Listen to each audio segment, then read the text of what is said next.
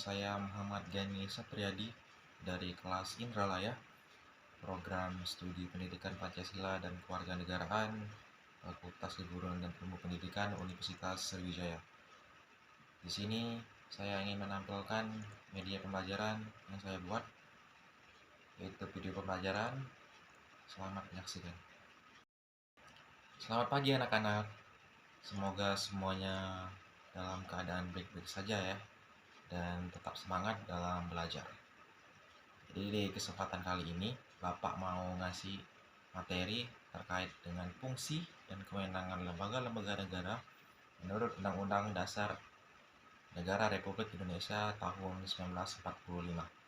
Sebelum kita ke materi, di sini Bapak mau ngingetin ke anak-anak sekalian untuk mengisi daftar hadir terlebih dahulu yang Bapak tautkan di link Google Form. Jangan sampai anak-anak tidak mengisi ya, karena itu bakal kalian juga yang rugi. Setelah kalian isi, mungkin kita lanjut ke materi. Fungsi-fungsi dan kewenangan lembaga negara menurut Undang-Undang Dasar Negara Republik Indonesia tahun 1945. Nah, di sini apa saja sih lembaga-lembaga negara menurut UUD NRI 1945 yang kalian ketahui? Tentunya mungkin yang kalian tahu ada 3 ya. Sebuah lembaga negara NRI yang ada di Undang-Undang Dasar kita. Itu ada lembaga eksekutif, yudikatif, dan legislatif. Di mana lembaga yudikatif itu ada KY, MA, MK. Sedangkan ada eksekutif, lembaga eksekutif itu ada presiden, wakil presiden, dan menteri yang ada di bawahnya. Dan lembaga legislatif itu ada DPR, MPR, dan DPD.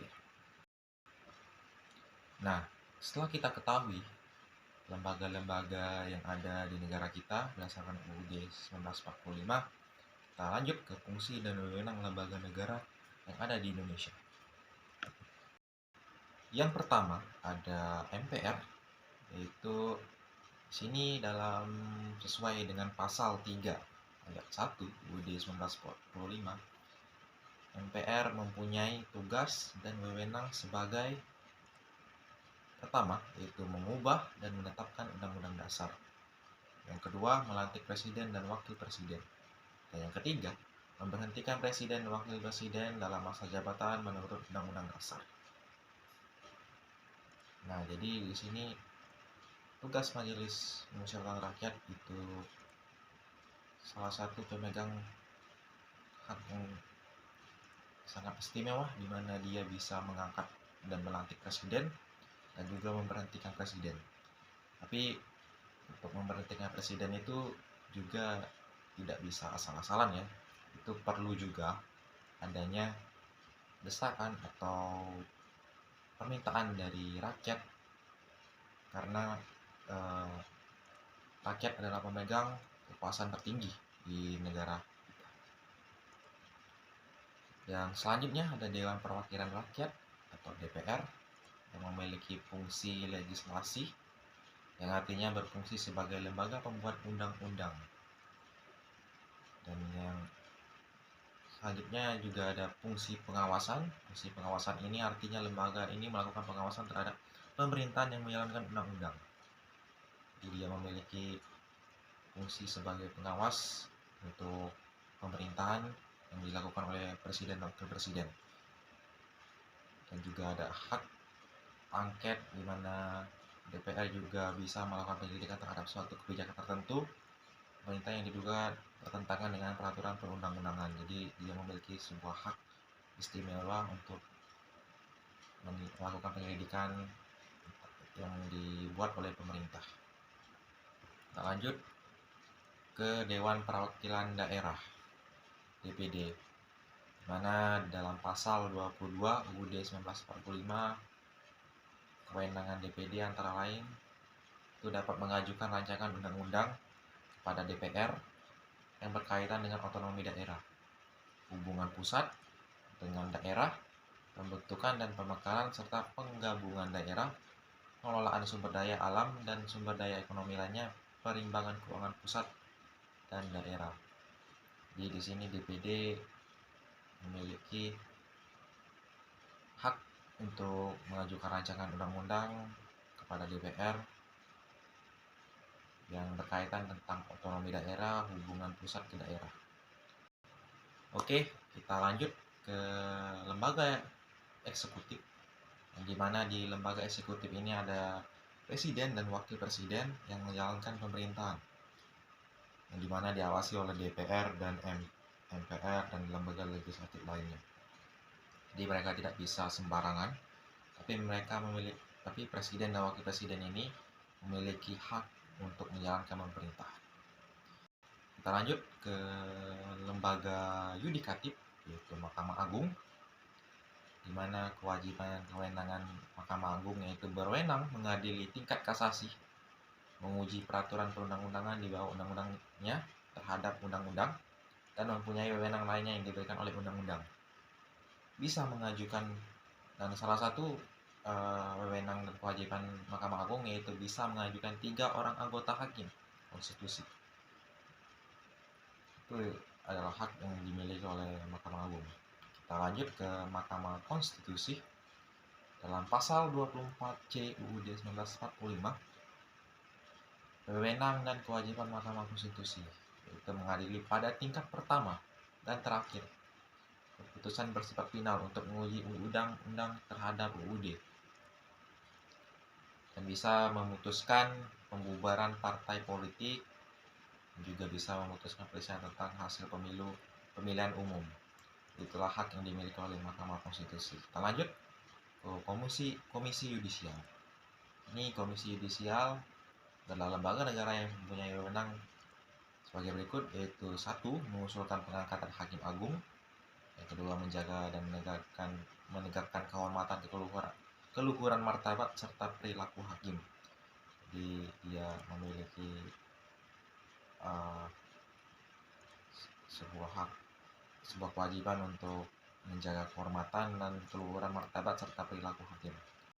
Mungkin itulah yang bisa Bapak sampaikan kepada anak-anak semua. Di sini jika kalian ada yang ingin ditanyakan, mungkin nanti bisa langsung tanyakan ke Bapak. Sini kita lanjut. Di sini Bapak ada kuis kepada anak-anak. Kuis ini pilihan ganda, jadi Bapak akan kirim lewat file yang Bapak kirim di WA group, jadi mohon diisi. Saya harapkan anak-anak jujur dan tidak membuka buku ya, jadi Bapak harapkan kejujurannya.